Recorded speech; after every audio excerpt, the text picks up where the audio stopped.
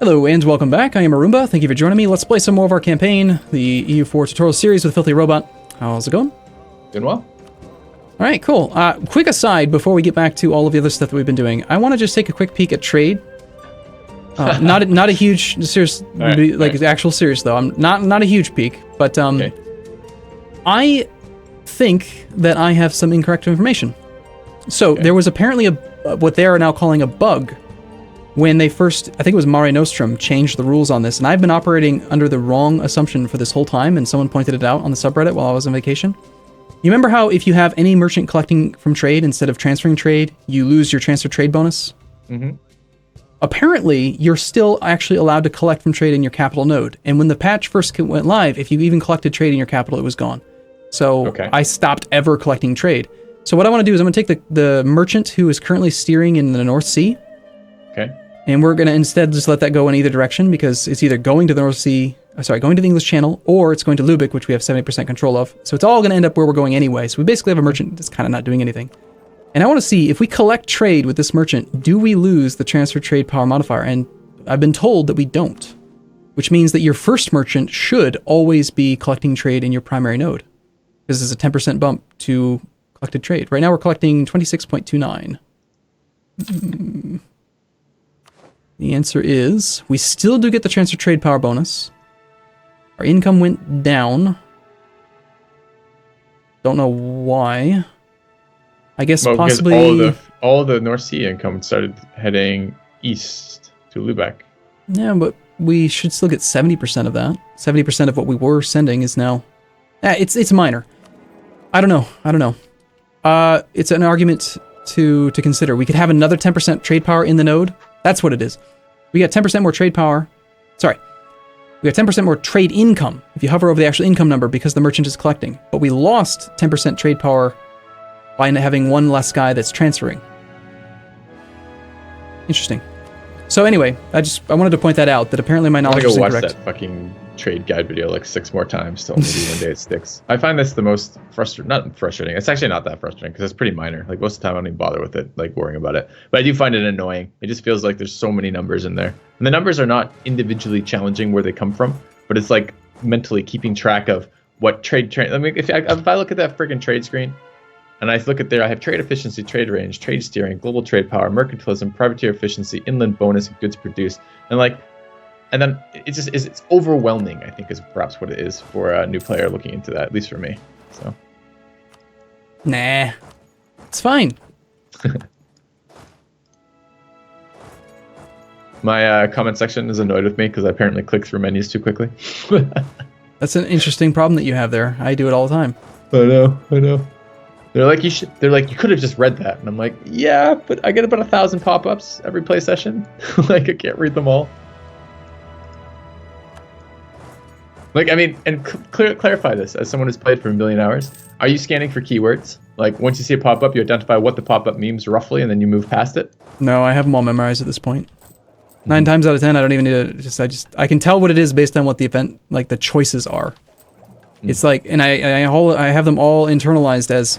like that prestige event, that stab event, that nobles event. Like I don't even think of them most of the time, but I try every now and then to just slow things down and read them if they're, if I haven't played that religious group in a while or something, and there's a good argument to actually pay attention to what it's saying. But nope, most of the time you have them memorized. So I mean, this war was declared upon us. We can separate peace to 3 nations, Pomerania, Württemberg, Würzburg, because they were allies of the war leader. The Palatinate still has high enthusiasm due to the coalition modifier, but I don't really care about this. I think we should just peace out soon. Yeah, fine. I don't want to take anything because of the aggressive expansion, so... Let's come back from, like, the Papal State. Also, the mission should hopefully finish soon. We have 19 heavies, and I think 1 more heavy is about to complete in, 10 days. Look at that. My internal clock is working. Okay, so we have diplomat free. Let's go talk to the Palatinate and see. He's at 0 reasons for a white peace right now, mostly due to ongoing battles. Oh, hey, look, we have a modifier to our number of sailors, Filthy. That's amazing. Take it. Hey, the rival of a rival. I love that mission. That mission's awesome. So here's a perfect example of when you want to do your math. We're at 26 opinion. We have plus 41 from improved relations. We can pick up 59 due to improving with him. 59 plus 26. Which is at 85. Can we get Muscovy to 100? Answer, yes. Okay. Improve relations, send a small gift. Done. Okay. Basically trade 50 ducats for 25 dip and 5 prestige. It's a great decision. Good. So we'll immediately go and improve relations with Muscovy. Also, they're willing to accept a royal marriage, but that's an extra relationship slot that we don't necessarily want to pay for. How do you increase relationship slots? Take a look at your different idea groups and look at, for example, say, influence ideas. Second from the last. Influence ideas, postal service, diplomatic relations, +1. That's what it's called. It's not called relationship slots. No, there's others. I think there's there's policies that'll do it, and there is a relationship slot from diplomatic ideas, the second idea. It's that you'll notice that this actual little icons tell you what they are. Yeah, so I could scan through that. So there's another one in expansion ideas, for example. Yep. And also certain things like being the papal controller give you +1, being the emperor gives you +1.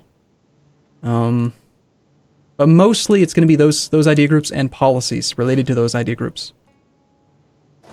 Which is kind of silly, though, because you're spending 1 diplo point to turn the policy on to add an extra relationship slot, which is the same thing as just being over the relationship limit. Yeah, that's kind of weird.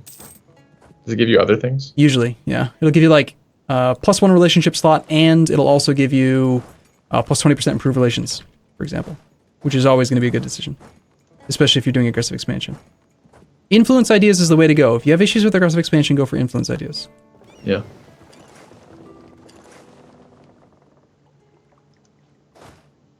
All right, well, we relieved the siege of Paris, which gives us some military access. Stack wiping some stuff. Good. We're not strong enough to actually just, like, overrun these guys, but... I could build more troops. I mean, what are we at? I bet you are nowhere near our force limit. No, we have 112 force limit. You want to get 112 troops and just kill the coalition? Yeah, I mean, we're kind of running out of things to spend money on right now, so I feel like, number one, having more troops would dissuade the coalition from ever attacking. Yeah. But also, just having more meat to your army makes wars easier because relative strength of the alliance happens quicker. So, at this point, yeah, I mean, we've built up to our naval force limit. Oh, there's the Platinate. Let's go fight him and bury. I think he's locked. Nope, he actually turned around. Damn.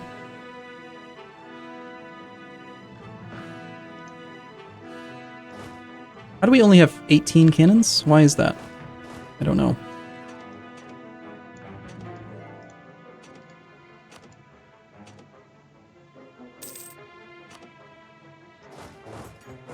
Anyway, so how are those colonies doing?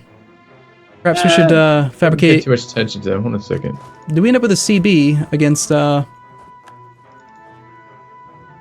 check real quick. Do we have a CB against Norway for colonialism? We do. Perfect. Great example that we can use to use a different casus belli. All right, let's take a look at that. So the reason why we have colonialism, if you wanted to go back to the wiki, you could see that it's there's certain criteria that cause it. You have to have the colonial idea group, and then you have to have adjacency to a nation that borders you in the New World. So because we border Norway via Stedakana, that is what's giving us the colonialism CB. So I'm looking down. I'm looking for our CBs now. So it's in our. If I right click on us and see that, I can see all the allies royal marriages has CB, has conquest CB, has colonial CB. Okay, there's listed there. Has colonial CB on Norway and Spain. Mm-hmm. Okay. So we have it. We have it against Spain because of Africa. We took Beifta. We border them in Sierra Leone. Yeah. So do we have a diplomat for you right now? I want to see what that would actually look like. So. No.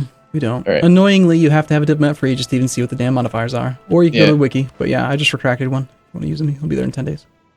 I don't mind external resources for looking up things and learning stuff, but it is helpful to have it in-game as well, so you don't have to reference out of game. So anyway, so I'm looking at Norway now. So I'm going to right-click on them. I'm going to click Declare War, and I'm going to go click on Colonialism CB. It's the only one we have. Does it tell me? So there it says 25% aggressive expansion. Does that mean it's minus 75%, or does it mean it's minus 25%? It's minus 75% AE. Okay. Yes, and minus 50% cost. But it's only for the conquest of Statakana. Meaning that because we don't border the other stuff, if we were to try to take, like, say, the other Norwegian provinces, if I'm reading it correctly, it should have those cost Diplo points, because they're technically outside of the scope of the actual war goal. But and even if we had claims, we couldn't then take claims while simultaneously taking the colony cheap. The claims, if we took the claims, it would cost Diplo, not free admin. Right, because they're not free dip, because they're not actually part of the stated war goal. Got it. But I'm 90% sure that there is 0 dip cost for any war in the New World, always. So really, yeah. So why would we ever use that? Just the AE modifier? Because I mean, well, if we don't have this Casus Belli, anyways. If we don't have the Casus Belli at all, we can't declare war. We can't declare war without having. We would have to use no CB. We could declare war on him. Like, we could fabricate a claim on one of his things in the old world, and then go to war with the normal conquest CB and still get zero cost territories in the new world. In the new world only. Anything you try to take in the old world would be outside of the stated war goal, cost Diplo points, and be full cost. Area specific, right? How? That's another question to ask. How big of an area is AE affected by? Like what determines that? So is taking his little colony in there going to piss off all the people who are already in the coalition against us in the old world? You ask very difficult questions to quantify, but no, it won't, because the provinces you take are going to basically cause like a. I'm thinking of like Factorio right now, a pollution cloud, basically. Like, so if we took all of the Norwegian colonies right now, right, in colonial Canada, picture like a ring of pollution or a ring of something around it. So it's the Iroquois will think we're a little bit aggressive. Kinda, but they're in a different religious group, so they don't give a shit. We're not killing their children and their women, we're killing the Norwegians, so they don't care. Okay. But because it's so far away from Europe, Europe's not going to care. Also, the aggressive expansion impact being at 25% is major reduction. And no. So long story short, the Catholics in Europe will care because it's part of our religious group, but it's so far away and the CB is such a big reduction that no one's going to care at all. So this is a great example of attacking a different area to balance the coalition, right? By focusing our efforts on the New World, we can let the coalition cool off in Europe. Got it. And if we exhaust both those resources, we could go attack Africa right now, which is going to affect the Muslims down in Africa, which is a completely new religious group that we haven't you'll notice, I mean, you can actually like seed the borders. If you press the coalition map mode, you'll notice that the Sunnis don't give 2 craps. They don't care at all. Ottomans, they're like the first Sunni nation adjacent to the Catholics. Yeah. 0. But to be fair, Poland and Lithuania give no craps either. Like, if I look at that, they're at 0 AE too. Yeah, but that's because Poland's kind of far away. Lithuania starts off. Actually, they're both Catholic, but yeah, they're kind of far away from some of the stuff that we did. The people who are pissed, even like France and Savoy, like France has -10, I guess, but like Savoy is not that far away, and they're Catholic, right? So France is very close to us, though, and the provinces we took are very close to France. Mm-hmm. But he's still not very pissed. He's only -10. Most of the people in the coalition right now are just pissed because we took land from the HRE. What is, by the way, the second map mode for you? So there's coalition. What's the one that's all green? That is the institutions map mode. Okay. So you can see like bright, like dark green is every institution available has been embraced, and as it gets darker or like reddish, they have fewer institutions. Okay. I don't use it too often, but I like to have every keybind have 2, just so that you can access more of them easily. Sure. Okay, so we took back Barry. France is happy. I see you're training up a new army. I'll be curious to see what kind of a army you put together. How do you feel? Infantry. How do you feel these days about composition? Like, what kind of armies do you build for yourself in your solo campaign? I've been using the rules that you've been using pretty much. I use a couple cav on the sides of my infantry. I keep cannon when I'm doing sieging. I'm sure as I get later that cannon will be more useful, but mostly it's just infantry-based armies. They're cheaper. Yep. Have you noticed what I was talking about a while back where you were like, well, why don't we just have 30 cannons? And I was like, well, that's really freaking expensive. Have you noticed how hard it is? I don't remember what the cannon bonuses are either. Like, where do I see this? So I can see, if I go to the military tab, I can look at what the cannon does. And if I mouse over somewhere, does it tell me about, like, you said it, like, adds, like, pips to somebody? Where do I see that? It doesn't state it anywhere because that would make too much sense. You just have to know that cannons provide half their defensive pips to the units in front of them. Defensive only? Yes. Okay. So the small cast iron cannon is providing a half defensive shock pip. You can easily test this. Start a brand new game, play as an Ireland minor, open up the console, type Mil 4 to immediately jump to Military Tech 4, train a cannon, and then attack like your infantry versus his infantry and have one cannon. And you'll notice that even though the damage inflicted is guaranteed to be the same, the unit in front of the cannon will take less damage. Actually, you might have to tech up to like, say, 9 or 11 or 10 or something like that to actually get the first defensive shock pip unlocked. Okay. It's it's tech 10. But should you use more cav if you have like infinite money? I mean, thinking about it, like cav attack multiple. I'm trying to actually, I can't remember where I see this now. I guess I probably do it under the technology, right? That's where I'd see it. So if I go to tech and I look at our cav, do I see the amount of flanking? Where do I see the amount of flanking a cav has right now? Cav default flanking range right there. Default flanking is 2 on cav, 1 on infantry, 2 on artillery. So and you probably should have a higher proportion of cav than infantry. No, if you're Catholic, that would be a very bad idea. Select one of our armies. Okay. Hover over the cavalry icon in one of our armies. As a Catholic, there's going to be a limitation. Hold on. Yeah, you can only have 50% cavalry with our government type and our nation, our religious group. Yeah, I understand, but you don't tend to run compositions that are 50% cav, 50% infantry because it's expensive. So, but thinking from a pure damage, like how could your army be the most badass army that you could have, having a higher percentage of cavalry, not higher than 50%, but higher than like probably about the 10% you use, would actually be more efficient for doing damage. If you had infinite money, yeah, I would take in this case like 6 cav to max out flanking. I think we have enough flanking range right now. I haven't checked tech in a while. What is our improved flanking range right now? Because they flank further, which means they hit more targets simultaneously, right? So flanking isn't even really flanking. It's essentially the number of targets it hits. Yeah. As they route the outer edges of the enemy army, they continue to attack where the infantry would stop attacking. But the problem is that invariably what'll end up happening is you end up... Sorry, I was doing something. I was simultaneously multitasking. Say that again. All right. If I deploy 10 infantry versus your 10 infantry and I have 4 cav, my 4 cav are going to deploy on the edges. They're going to attack the outermost infantry. Yeah, but don't do that comparison. You deploy 10 infantry and I deploy 4 cav and 6 infantry. Who does more damage? It's going to depend on the rolls because a straight up cav versus infantry is usually a bad deal because... Why? Fire phase happens first. Infantry do more damage in the fire phase. The infantry shoot the cav and hurt them. They become weak in the first 3 days, which makes them inflict less damage in the first shock phase. They have a huge multiplier, but the problem is that they're more expensive. They're 2.5 times the cost. And is it really worth it to have extra cav? I would say usually no. I'd rather just train... I guess what I'm trying to clarify here, though, is flanking range the number of targets I attack or the position I can attack from. So if I'm flank 4, do I attack 4 targets, or do I just attack within 4 tiles of that? Does that make sense? So can I be 4 tiles out and attack, or do I, if I'm in the center, do I attack 4 targets? You can always attack the target in front of you no matter what. Flanking range determines how many beyond that on either side you can reach. So if you have... Simultaneously or instead of? Instead of. Okay. You only ever engage one army. Cav lets you do then... Okay, that's what I was interested in hearing. So Cav lets you just basically extend your stack width relative to theirs. Yes. Because you can get more guys attacking and you're not taking counterattack damage. Got it. Okay.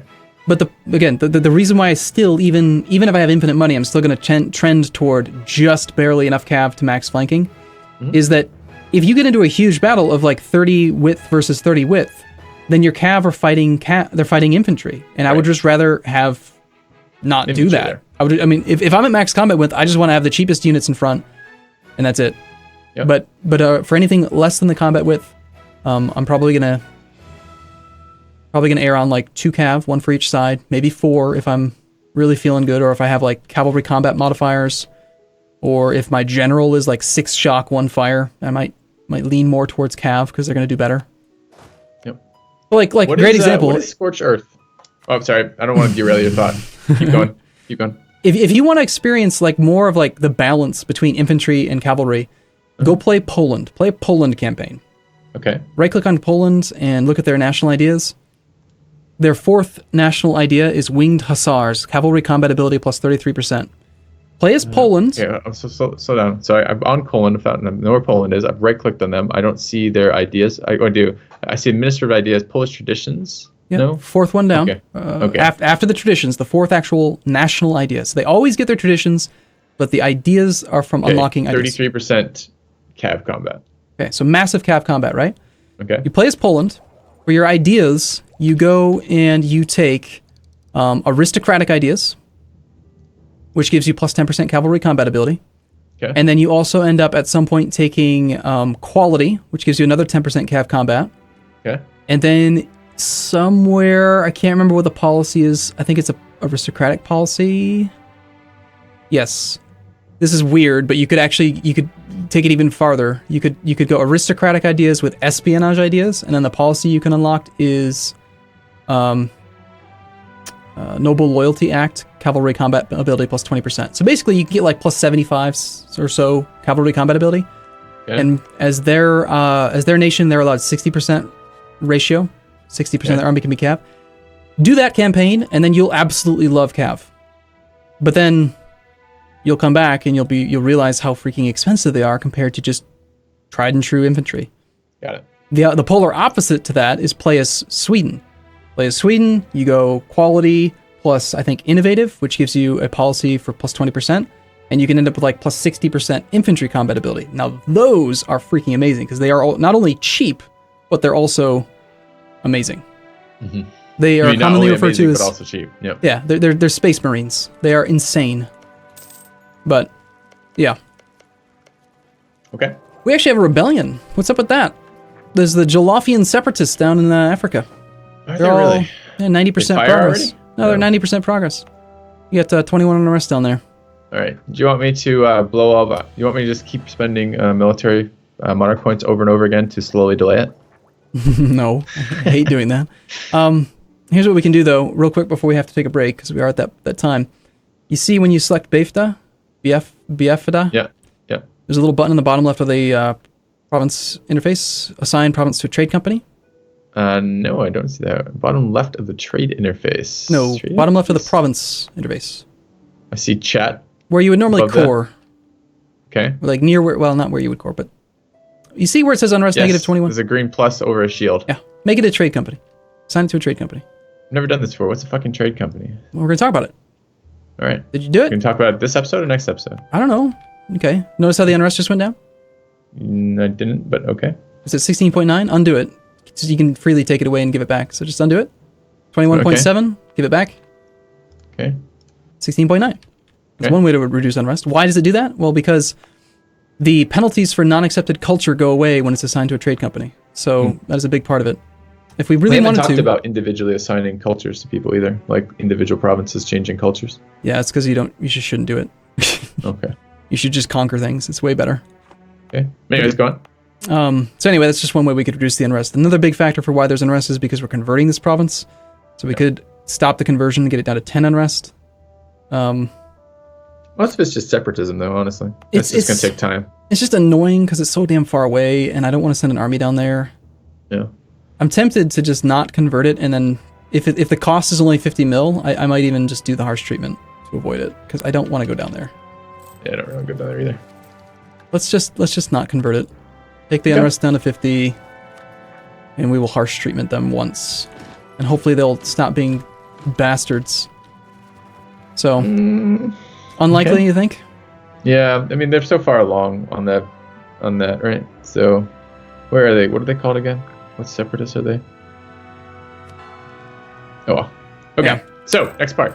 We got to cut this here. Have to. Yep. Okay, sounds good. We'll be The back. laws of the internet. We'll See be you guys back later. soon.